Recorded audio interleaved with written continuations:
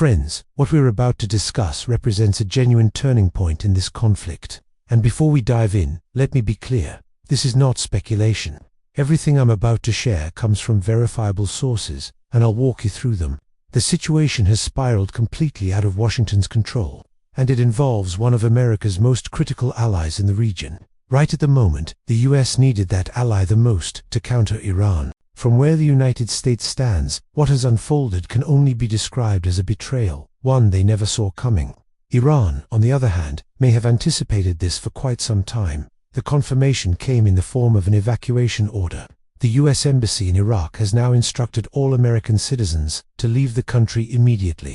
Not in a few hours, immediately. This has been confirmed by the White House. Iraqi airspace is closed, which means anyone trying to get out has no choice but to do so by land. The options being explored include routes through Jordan, Kuwait, Saudi Arabia, or Turkey. But the point stands. The airspace is locked down.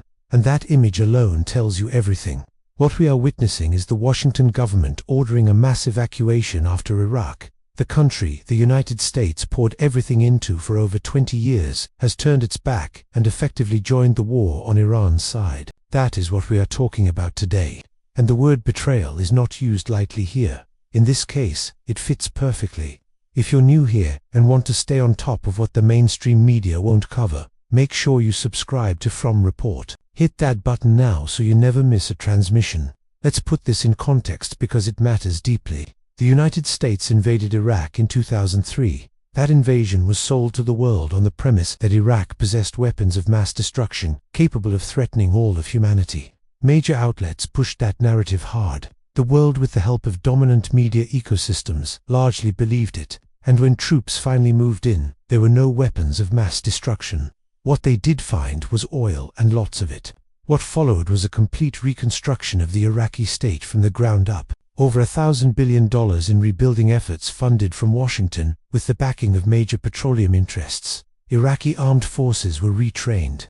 American military bases were constructed across the country to ensure nothing fell outside of US influence.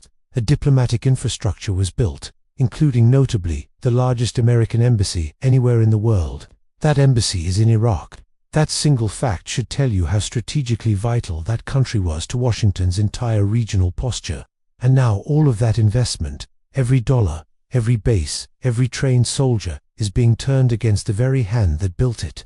The bases that American taxpayers funded are now the launching pads for drone attacks against US troops. The military personnel Washington trained are allegedly feeding, targeting coordinates to Iran so that rockets hit their marks. The government, the US, propped up for decades to replace Saddam Hussein, has, according to multiple international sources, Arab, Turkish, Western, and Russian chosen a side. And it is not Washington's side. The Iraqi Prime Minister Soudani did not arrive at power by accident. He rose through a political bloc that answers directly to Tehran. Iran spent years quietly embedding itself into Iraq's institutions, not through billions of dollars in contracts, but through cultural ties, religious networks, family connections, and patient infiltration of security structures. While Washington was building the world's largest embassy and constructing massive military installations, Tehran was winning the invisible war. And now we're seeing the results. What makes the current moment so significant and so alarming for Western observers is the silence from Baghdad.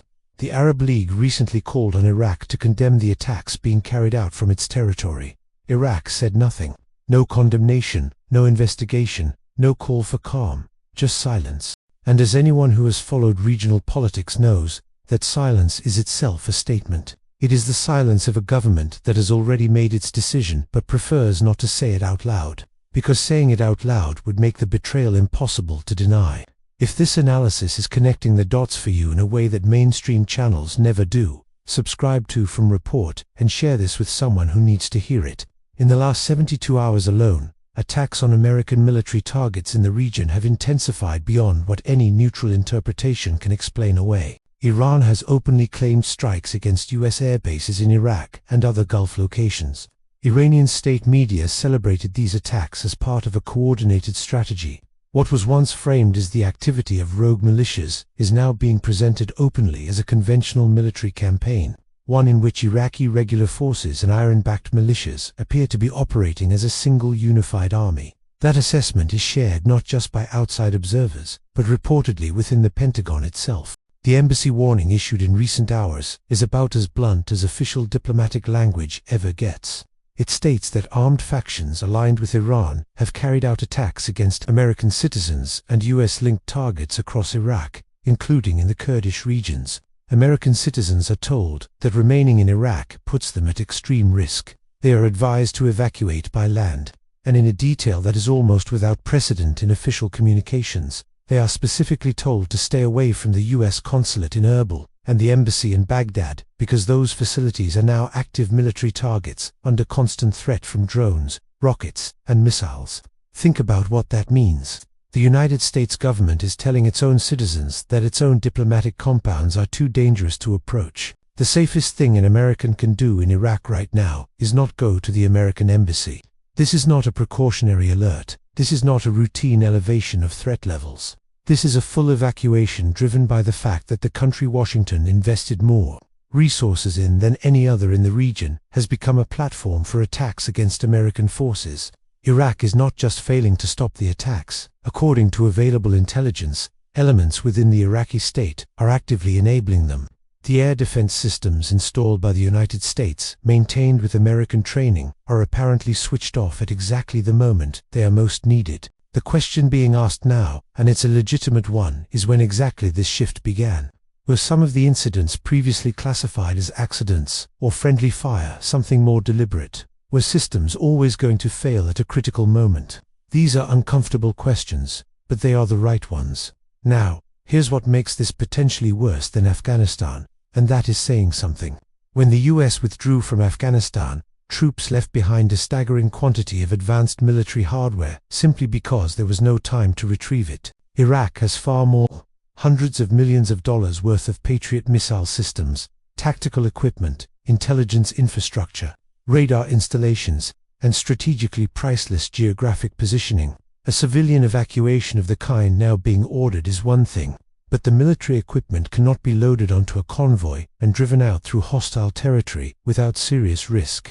If the situation deteriorates further, much of that hardware, along with the intelligence it contains, will not be recoverable. That is not a small problem. That is a generational intelligence and military catastrophe. What the Trump administration is now being forced to acknowledge, whether explicitly or through its actions, is that it no longer controls the territory where it once deployed its most significant regional assets. The entire model of building client states, invading a country, dismantling its government, reconstructing its military in your image, and expecting loyalty in return is collapsing in real time.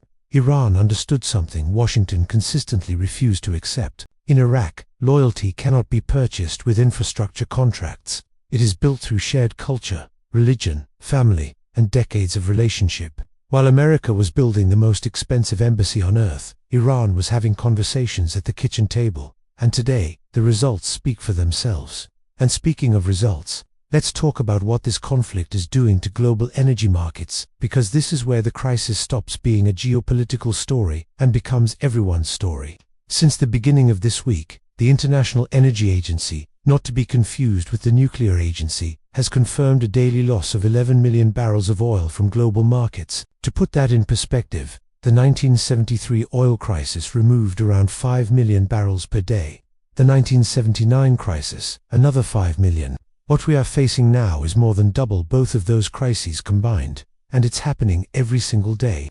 The IEA's executive director stated from Canberra that the world is facing the most severe energy crisis in over 7 decades. The immediate cause is Iran's effective closure of the Strait of Hormuz, a waterway through which roughly 20% of the world's oil and gas supply once moved. That closure is Iran's direct response to the US-Israeli strikes that killed its supreme leader, and the consequences are no longer contained to energy markets. The UN World Food Programme has already flagged that 70,000 tons of food aid, wheat-bound for Yemen, is stranded at sea with an additional 21,000 tons blocked in Oman. Projections suggest that if this situation persists, an additional 45 million people could fall into acute famine.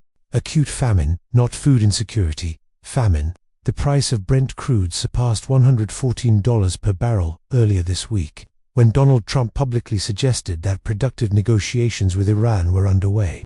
Markets briefly calmed and prices dipped below $100. The following day, Iran flatly denied any negotiations were taking place. Prices climbed back to $105. Analysts at Goldman Sachs are now warning that if disruptions continue, oil could exceed $147 per barrel, a historical record. Citigroup has gone further, stating they cannot rule out oil reaching $200 if attacks on energy infrastructure continue at their current pace. That is not a fringe forecast. That is a major financial institution putting a number on a scenario that a month ago would have seemed unthinkable. Governments around the world are responding in ways not seen since the 1970s. India has invoked emergency powers to redirect energy across its entire grid, prioritizing household cooking gas over industrial use. China is restricting refined fuel exports to protect its domestic supply. Japan has released its largest strategic petroleum reserves in history, equivalent to 15 days of private sector consumption. Spain has launched a €5 billion plan to reduce fuel costs at the pump. Portugal, Sweden, and Taiwan are all absorbing portions of price increases before they hit consumers.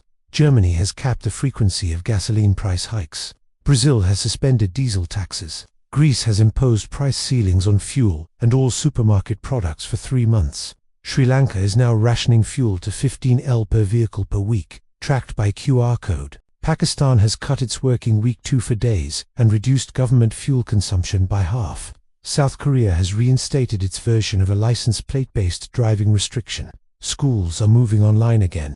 Rolling power cuts of 5 hours daily are being imposed in multiple countries. If this sounds familiar, it should. The mechanics of what is happening now, the restriction of movement, the shift to remote everything, the dependence on government directives to manage daily life, rhyme very closely with what the world experienced during the pandemic.